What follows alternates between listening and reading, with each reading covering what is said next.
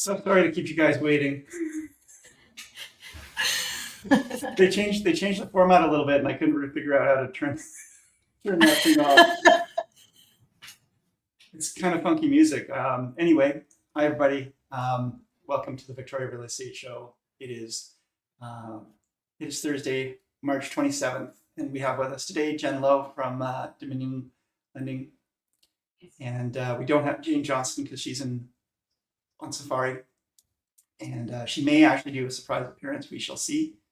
She did say something about joining us, and then she disappeared in the email thread. So, how you doing, Jen? Good. How are you doing today? I'm doing okay. I've been, as I was saying to you before the show started, I've been fighting something a little low grade um, throughout the last week, and I'm feeling okay today. But it just keeps kind of like popping up its little head, right? I've been hearing about it. A lot of people would if that's been the case. So, Yes. anywho, so what are we going to talk Thunder and about? lightning. Did you see Oh, the thunder and lightning, or hear the thunder and see the lightning? Yeah, so I mean, it's funny because Kim and I went for a walk yesterday in the afternoon, and we heard the growler jets on the other side, and we're talking about like that low rumbling growler kind of sound. We're like, oh, the growler jets are out. Might have been that thunder and lightning we were hearing actually. Yeah. And then where we live, we've got a great view to the south and to the east. So this really amazing cloud formation just rolled in, and the sounds of the lightning and thunder was super fun. So Yeah. So neat. yeah, did you get a good view or a good experience of it? Yeah, I thoroughly enjoyed watching lightning. We don't get enough of it around here, I feel. Oh, I'm gonna put in my head earbuds so this is better sound quality. Um, but we don't get enough of it around here. Um, I feel like it's just super fun. I guess on the prairies, you get it rolling across and people are more used to it, but here it's just such a uncommon experience. It's so novel. I love it. Yes. Yeah. It's exciting. Yeah. Okay, so we are going to talk today. We don't have a lot to talk about. We'll talk about last week's stats because that's what we always do. We'll get a brief mortgage update from Jen. If there's anything to update. If Jane shows up, we're going to get an update on her safari in Africa. And then just one quick announcement that came across the news feed for anybody that's buying a home and is considering putting a suite in. So we'll bring that to the table, and then that'll be it for today. So new stats. So we like to watch the week over week and what's been happening in the market to get a sense of, how is the market activity. So this week is in the darker blue. Last week is in the teal color. This week we had 304 properties go live on market, and that's down from last week. But then I'd say we also had, spring break. So that probably had an impact on people maybe deciding not to bring their properties to market. What do you think, Jen? Yeah. That's a feeling. Yeah. Based on the work that I changed in the workload. Yeah. Properties that went pending were pretty much on par week over week, 155. So it's 2 less than the week before. 157 the week before. And price decreases, again, lower number of price decreases in the last week. 119 properties reduced in price compared to 181 the week before. And only 23 properties expired unsold compared to 43 the week before. So interesting stats. I do find that things like spring break or big changes in weather or large news elsewhere can really, have micro effects on the market, and then it kind of gets back to what it's regularly planning to do for the spring. So we shall see. So list to sale ratio, based on the stats that we just were reviewing here, it's a higher list to sale ratio again. So we had less listings for the same amount of sales in the last week versus the week before. There were a higher amount of listings versus a similar amount of sales week over week. So our ratio comes down. So we had more sales per listing. So we're at just over 50%, 51% list to sale ratio in the last week. So definitely a good bump from from last, I've got that saying last month. I think that should say last week. So my apologies there. Mm. Now we've got a net unconditional sales for this. We do this stat, we repeat this every week like a broken record, but we do this stat. It comes out on the Monday prior, so it would come out this last Monday, and it's for the prior week. It's for the prior full month prior to that. So as of last Monday, we had 286 unconditional sales. And you can compare that to the full month of March 2024. Now, you know what? This stat may not have gotten updated. I don't know that I updated this one. I'm just looking at this, and I must have made a mistake here because I just updated this on my background, and we were actually pretty much on par or on track for being very similar to March 2024 by end of month. So I apologize, guys. That one's incorrect. I'll get that fixed for next week. So what I wanted to talk about really briefly, and Jen, you were saying too that this hasn't really been getting a lot of uptake from the lenders. But there's a secondary suite incentive program that both the provincial government came out with and then the federal government came out with. And I guess the provincial government realized that there really just is not a lot of uptake. So they said, let's pull this up. They said that due to uncertain financial times, the federal government committing to implement a similar program, the province's pilot program is no longer accepting any applications as of March 30th. So folks, you got 3 days to make an application to the provincial government for the secondary suite pilot program. Otherwise, they're going to be sunsetting it. So we'll drop a link to this in the chat if anybody's interested. But if you are interested in this, in the secondary suite program, there is a similar government program that the provincial government announced in December of 2024. And originally it was for $40,000, but they've doubled the loan limit to $80,000. So up to $80,000 for folks who are buying a home and want to install a suite in it. And there are requirements to get that loan, and they can be onerous and basically double and triple check. Don't just assume you can buy a place, get a low interest loan, and build yourself a suite and start to benefit from it, because it's definitely got a lot of subtleties there that you want to check out. And I'm not going to get into it. I'm just highlighting that for you. Jen, did you want to say anything about that? It's with these programs that we've seen is that, am I echoing? No, you sound fine. I sound okay. Oh, I'm probably echoing because sorry. my earphones didn't pick up. that's okay. With these programs, there's such fine print that, for example, does the suite have to be rented below market value in order to access the funding? And I know I'd have to remind myself which program we're looking at. But I know in the past, like the provincial one, you had to rent out the suite at below market value.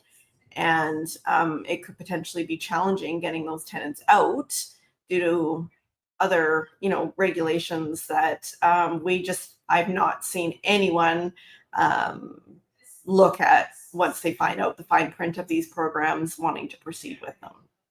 So, which is honestly, and I actually went online to try to find some of the details of this program in more depth, and I couldn't actually find it.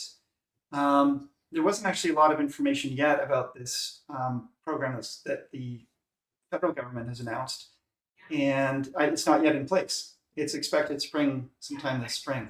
So we don't actually have the details of it. But if it's anything like the provincial program, there were requirements for, putting in a tenant at a certain rent amount had to be, I think, a bit under Under market value. Yeah. And it had to be for a minimum length of time under market. And when you do the math on how much you get this loan, but then what you lose in income for being able to, rent for full market. And then keeping in mind too, once you have a tenant in a suite at under market value, even though that program has a certain time period and it ends, you're not necessarily going to be able to get the tenant, a new tenant in at full rent, because that tenant has a right to stay.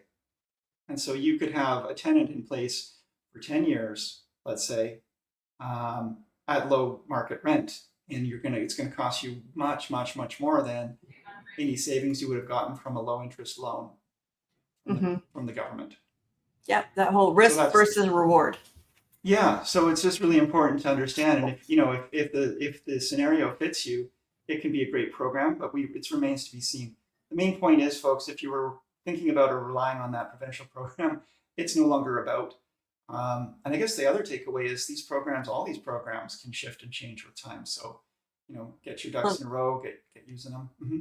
The second piece is too, so the federal government puts out this program, but lenders have to be willing to adopt that program. And from my understanding so far, there hasn't been many lenders that have jumped on board to that federal program that's potentially coming out this spring. So it'll be interesting to see what happens. Okay. So an added complication would be you might be limited to certain lenders or no lenders. I'm sure there's going to have to be some lenders, but yes, might limit the banks your options probably are. will. Yeah. Okay. Good. Yeah. Anything else you want to share with us, Jen? That was kind of it for me this week. From a financing standpoint, I mean, there's lots of competition out there rate wise. It's really important for people it's not just about what you see online as far as, the posted rate. It's important to explore and make sure that that rate that you're seeing makes sense for you and your timeline in the property you're looking at. We've got, this tariff, what's going to happen next week, April 2nd, we'll see what happens, and there's going to be an effect on the market, whether that's going to increase fixed rates or decrease fixed rates. We'll see what happens. Yeah, so there's the rates that people watch, of course, when it comes to lending, and then of course the stock market and all of the money these tariffs are impacting the stock markets, which impacts people's pocketbooks as well. There's a lot of folks who have investments, and that's where their down payments are coming from. It's where they make their life choices based on how healthy is their portfolio. Yes, I understand. There's a stat here. The U.S. stock market lost $5 trillion in value in 3 weeks. Right. Yeah. That's so a pretty crazy exactly, number. That's a large amount of money. And I know the argument is, Trump's argument is that that will all come roaring back once people start investing more in the United States, because he's not. Nobody wants to lose money, and you don't take actions without having some hopefully positive intent for those actions. But here in Canada, it's been really hard, and I think that it has been impacting our buyers and sellers because there's been uncertainty about what happens. And even when you said, we'll see what happens April 2nd, it's been a shifting news environment where something gets announced, then it gets pulled back, then it gets shifted, then it gets changed. And so nobody really knows what's going to happen April 2nd. We kind of have an idea, and we take our actions based on it. The next federal interest rate announcement is happening when? April 26th. 26th. So that's going to be enough after this April 2nd timeline for them to have actually gotten Pardon me, some, I'm wrong. April 16th. Okay. April 16th. 16th. Okay. Still, that's 2 weeks of observation of how these tariffs could be impacting things, and they'll make a decision on interest rates at that time. I guess my bet would be it's probably going to continue to go down, but that's just Yeah. based on the fact that things aren't going well. That's right. Yeah, they need to offset, and I mean, they don't want the economy to tank. So, by dropping interest rates, that helps stimulate things. Yeah. Yeah. Now, folks, Interesting times. Interesting times. All this being said, we live in one of the most desirable areas of Canada, and a lot of people want to be here. And there's been a number of reports, and I don't have anything at hand, but I've been hearing a lot of reports and a lot of people talking about the fact that for a placement in Canada, based on everything that's going on, Victoria is actually one of the better insulated places to be.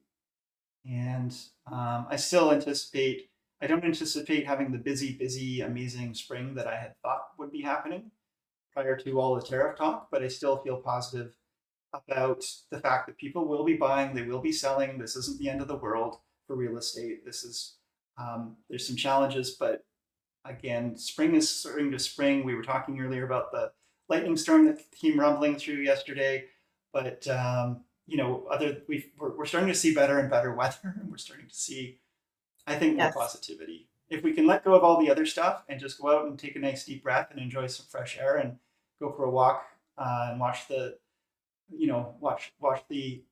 cherry blossoms falling off the trees and all the beauty around us, then maybe we can forget about some of that stuff and just get on with our lives. 100%. Yeah. And lots of people, their mortgages coming up for renewal over this year and next year. So it's interesting times. People, they want to make a move. When your mortgage is up for renewal, that's the best time to do it, as you're avoiding a penalty. Right. Absolutely. And they're also in a lower interest rate environment than they have been for a number of years. So it's all, that is all positive for making a move as well. So good things to keep in mind. Look at the big picture, and don't just look at all of these, more distraction changing environment stuff. We've got to think long term, I think. Anyway, that's all I got to say. And again, Jen, you got anything else to add? Well, on a personal note, I had a great drive into my office this morning. I love it when it is so foggy. I drove down the lagoon, and it is so foggy that you can't tell the difference from the ocean to where the water starts. I find that absolutely fascinating. Yeah, anyway. It's ethereal, and it's so it just makes you feel like you're in a different place and time. Yeah, it's so neat. It's really fun. Okay, yeah, we've had some great weather lately, some really interesting weather. All right, so folks, we're here every Thursday. We'd really appreciate it if you would give us a like, give us a subscribe, send a comment to us, let us know what you're thinking, what you're hearing, what you'd like to see more of. And please share if there's anything here that you think somebody should be listening to. Okay, so we'll see you guys next Thursday. It's the Victoria Real Estate Show with Jen Lowe, mortgage specialist, Andrew Plank, realtor extraordinaire, and Jane Johnston, another realtor extraordinaire. Thanks so much for joining us, folks. Bye-bye. Have a great day.